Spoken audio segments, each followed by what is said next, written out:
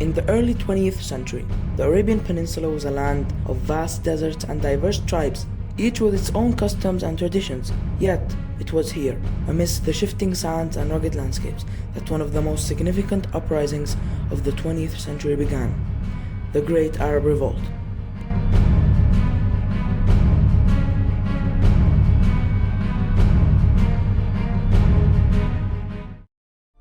By 1916, the Ottoman Empire, which had controlled much of the Middle East for centuries, was weakened by World War I. The empire's harsh rule and heavy taxation had sown discontent among the Arabs. The time was ripe for change, and a movement was brewing under the leadership of Sharif Hussein bin Ali, the Sharif of Mecca. In June 1916, Sharif Hussein declared the Arab Revolt against the Ottoman Empire. He sought to unite the Arab tribes and create a single independent Arab state, stretching from Aleppo in Syria to Aden in Yemen, with promises of support and arms from the British, who saw the revolt as a means to weaken their Ottoman enemies. Hussein raised the banner of revolt in the holy city of Mecca. Among the most notable figures in the revolt was Thomas Edward Lawrence, better known as Lawrence of Arabia, a British officer with a deep understanding of Arab culture and language. Lawrence played a crucial role in advising and leading the Arab forces. Alongside him was Prince Faisal, Hussein's son, a charismatic leader who would later become King of Iraq. The first campaign of the Arab Revolt was the Siege of Medina. Prince Faisal took his Arab volunteers and headed towards the holy city. After arriving on October 19, 1916, the city remained under siege until June of 1919. Even when the Arabs would attack the only railway that supplied Medina, some supplies would make it there by smuggling. Faraddin Pasha defended Medina even after the surrender and annihilation of the Ottoman Empire, until the city was taken with force by Prince Abdullah I in 1919, an entire year after the surrender of the Ottomans.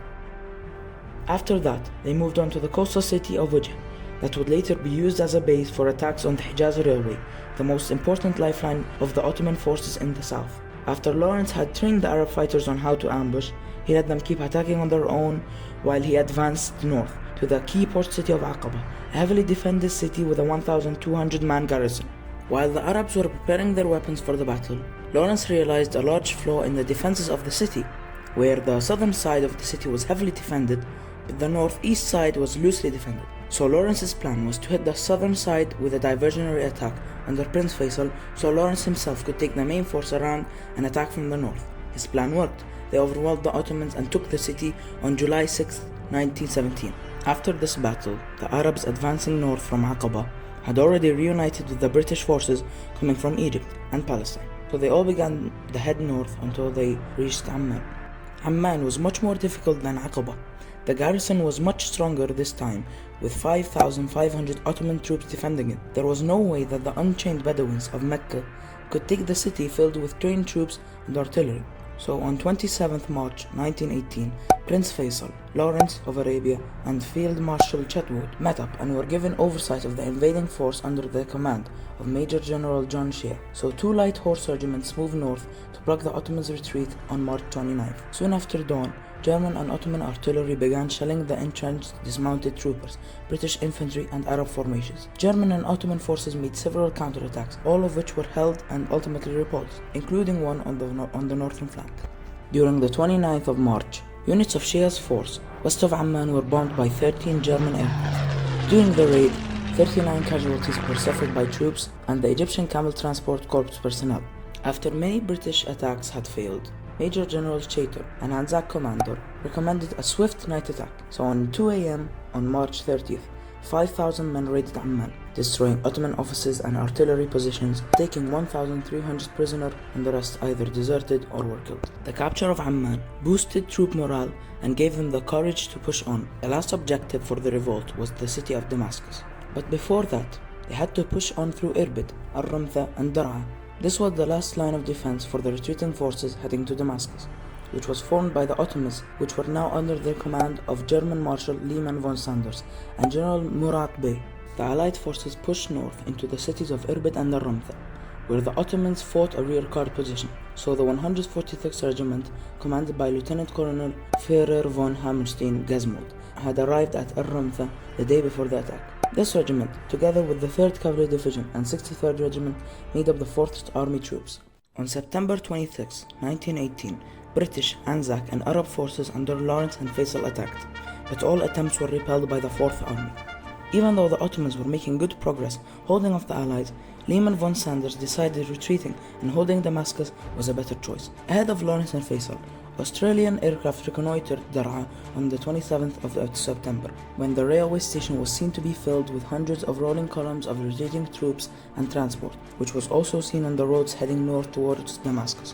While the Allies were advancing north, Ottoman troops were retreating, using the road leading to Aleppo. On 30th of September, Damascus was fully encircled, and on October 1st, the garrison of Damascus surrendered.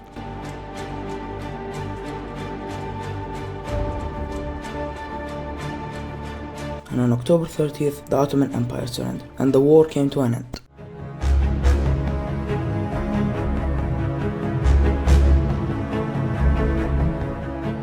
The United Kingdom agreed in the McCowan-Hussein correspondence that it would support Arab independence if they revolted against the Ottoman Empire. However, the United Kingdom and France went back on their original deal and divided up the area under the 1916 Sykes-Picot Agreement in ways that were unfavorable to the Arabs.